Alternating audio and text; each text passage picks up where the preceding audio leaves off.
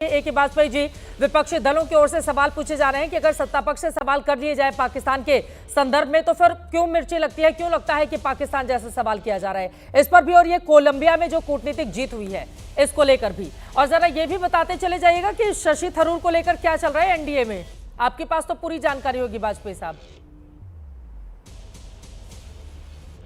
देखिए चित्रा जी, ऐसा है विपक्ष अगर जिम्मेवार पूर्ण रवैया नहीं निपटाएगा, समय की संवेदनशीलता नहीं समझेगा, मुद्दे का सीरियसनेस नहीं समझेगा, तो क्या इससे अपेक्षा की जाएगी। ये ऑल पार्टी 2 बार हमने मीटिंग बुलाई है, बाकायदा एक एक चीज़ इनके सामने खोल के रख दी। इन्होंने कहा सरकार के साथ हैं, लेकिन उसके बाद ये घबरा गए, ये डर गए, ये हताशा में आ गए। इनको ये लगा कि कहीं 1971 की तरह ही ना क्रेडिट जो है वो मोदी जी को ना चला जाए। तब इन्होंने प्लानिंग करके हर चीज़ का पोस्टमार्टम करना शुरू कर दिया है, छींचा लेदन शुरू कर दिया है। लेकिन ये भूल गए कि इसका किसको फ़ायदा मिलेगा। देखिए डेलीगेशन उन्होंने भेजा, डेलीगेशन में ऑल पार्टी 7 पार्टियों के 33 संथियों में ग्लोबल कंट्रीज में कैपिटल्स में हमको जाना है, उसमें भी इनको एतराज है। वो कह रहे हैं टूरिज्म के लिए जा रहे हैं। एक नेता संजय राउत है इनके, वो कह रहे हैं टूरिज्म पे जा रहे हैं। जयराम रमेश कह रहे हैं कि आतंकी भी खुले घूम रहे हैं, सांसद भी खुले घूम रहे हैं। मतलब आतंकवादी और सांसद एक हो गए, मतलब गंभीरता नहीं समझेंगे। पाकिस्तान को एक्सपोज करेंगे, उस डेलीगेशन का फायदा क्या हुआ। अभी तक 43 कंट्रीज जो हैं भारत के सपोर्ट में खड़ी हो गई हैं एकदम। आप नाम गिन लीजिए, यूएसए है, यूके है, इजराइल है, सऊदी अरेबिया, कतर है, यूए है, कोलंबिया है, यूरोपियन कंट्रीज हैं। मतलब आप गंभीरता नहीं समझेंगे। और अभी बार बार ये कहा जा रहा है कि ऑपरेशन सिंदूर ऑन है, पॉज बटन दबाया हमने, लेकिन ये बात नहीं आ रहे। राजनीति करना है तो वो लोग ट्रम्प का बयान याद दिलाते हैं आपको टाइम में। हाँ, किसका बयान ट्रम्प का, राष्ट्रपति ट्रम्प का, जब आप कहेंगे 43 कंट्रीज हमारे समर्थन में है जिसमें यूके, ये वो सारे, तो वो आपको ट्रम्प का बयान याद दिलाते हैं। चित्रा जी, ट्रंप की रिस्पॉन्सिबिलिटी और रिलायबिलिटी कितनी है। 35 झूठ रोज बोलते हैं पिछले ट्रंप का, अभी तक 3,40,000 झूठ बोल चुके हैं। और उनका स्टेटमेंट आपको याद है कि कश्मीर का इशू 1000 साल पुराना है। किसकी बातें कर रहे हैं। ट्रंप की बात की रिलायबिलिटी नहीं है। आज कुछ कहेंगे, कल कुछ कहेंगे, परसों कुछ कहेंगे। अपने फॉरेन मिनिस्टर को, अपने डिफेंस मिनिस्टर को, अपने प्राइम मिनिस्टर को, अपने डीजीएमओ को, इनकी बात नहीं मानेंगे, दूसरे की बात पे यकीन करेंगे। ये डेमोक्रेसी का नाजायज फायदा उठाना है।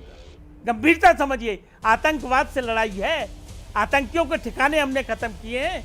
पूरा वर्ल्ड की ग्लोबल टेररिज्म है ये, उसकी समस्या को हमको जड़ से निपटाना है। और उसके लिए भारत जो है अग्रिम पंक्ति में खड़ा हुआ है। इसीलिए धीरे धीरे सारे राष्ट्र जो है ना हमारे साथ आते जा रहे हैं। इसको समझना पड़ेगा। राजनीति बाद में करना, राजनीति के लिए बहुत समय आपके पास है। हाँ। लेकिन गंभीरता समझिए मुद्दे की और टाइमिंग समझिए। अगर आप गंभीरता से करेंगे, अरे तो वही गंभीरता बीजेपी के नेता भी दिखा देना। जब विदेश जा रहे हैं डेलीगेशन लेकर तो वहां से कांग्रेस पार्टी पर निशाना साध रहे हैं। मैं आऊंगी इस बयान को लेकर, लेकिन नवल किशोर जी वो कह रहे हैं 43 देश अगर हिंदुस्तान के समर्थन में आकर खड़े हो गए हैं तो इस उपलब्धि की हमें ज्यादा चर्चा करनी चाहिए, बजाय इसके कि पाकिस्तान में क्या चल रहा है, कितने हमारे विमान पाकिस्तान ने मार गिराए। इसकी मौजूदा वक्त में चर्चा नहीं होनी चाहिए, क्योंकि ऑपरेशन सिंदूर ऑन है और इससे पाकिस्तान को फायदा मिलेगा। नवल किशोर जी,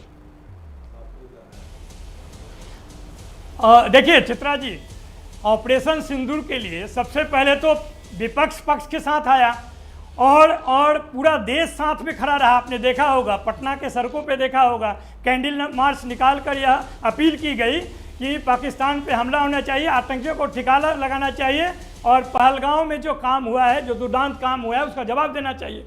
ये बात तो विपक्ष कह रही थी। आप देश विदेश में कहाँ घूम रहे हैं, यहाँ पर देश में विपक्षी लोग कह रहे थे। और गंभीरता की बात करनी है, प्रधानमंत्री तो इतने गंभीर थे कि सर्वदलीय बैठक छोड़ के बिहार में चुनावी मंच शेयर कर रहे थे। इतने गंभीर है भारतीय जनता पार्टी कि ऑपरेशन सिंदूर के शौर्य के लिए, जो सैनिक के लिए सब पूरा देश खड़ा है, उस सिंदूर का ऑपरेशन कर रहे हैं। ये तो सिंदूर को बांटने का कार्यक्रम करना चाह रहे थे, लेकिन पूरा देश और विपक्ष इस चीज को फैलाया। देखिए बीच में कौन बोल रहा है, कोई बिहार में चुनावी सभा नहीं थी, ऑपरेशन सिंदूर में कोई सिंदूर नहीं बांटा जा रहा है, फर्जी न्यूज मत फैलाइए, ये ऑलरेडी फैक्ट चेक हो चुकी है और जिस अखबार ने इसको बोला है उसने ऑलरेडी इस पर अपॉलॉजी कर दी है। अगर आप एबीपी न्यूज नहीं देखते तो कल रात का 9 बजे का चित्रा जी का शो भी एबीपी न्यूज पे देख लीजिए, जिसपे फर्जी खबर फैक्ट्री कांग्रेस जैसे बनना बंद करिए। चित्रा जी आप बिल्कुल नहीं रोक पाएंगे, आप इनको बिल्कुल रोक नहीं पाएंगे। न्यूज़ है, सिंदूर नहीं बांटने जा रही है बीजेपी। हाँ नहीं,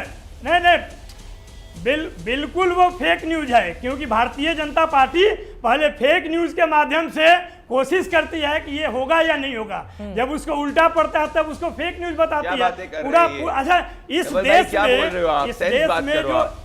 देश में जो सही, अरे प्रदीप भंडारी, भाजपा झूठ का गढ़ है, क्या बात करते हो? विपक्ष में इसीलिए बैठे हो कि जनता आपको झूठा समझती है नवल भाई। आप शहीद शुभम द्विवेदी की एक बार किशोर जी की बात हो जाए, बहुत देर से वो आए हैं, वैसे भी सबसे आखिरी में मैंने उनसे बयान लिया, प्लीज उनको बोल लेने दीजिए, नवल किशोर जी को बोल लेने दीजिए, बोलिए। आप देख लीजिए कि भाजपा के प्रवक्ता कितना निडर है, कि वो उनको मालूम है कि उनको बात नहीं बोलना चाहिए, फिर भी आपसे नहीं डरते हैं।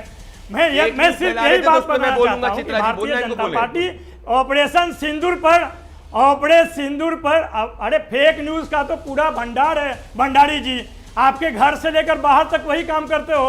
बताओ, हिंदुस्तान में पाकिस्तान खोजता है, कौन खोजता है? पाकिस्तानी कौन खोजता है? परिवार सबको गाली बकोगे, अरे गाली तो बेहतर है। अरे जो पहले अपने परिवार को संभालो।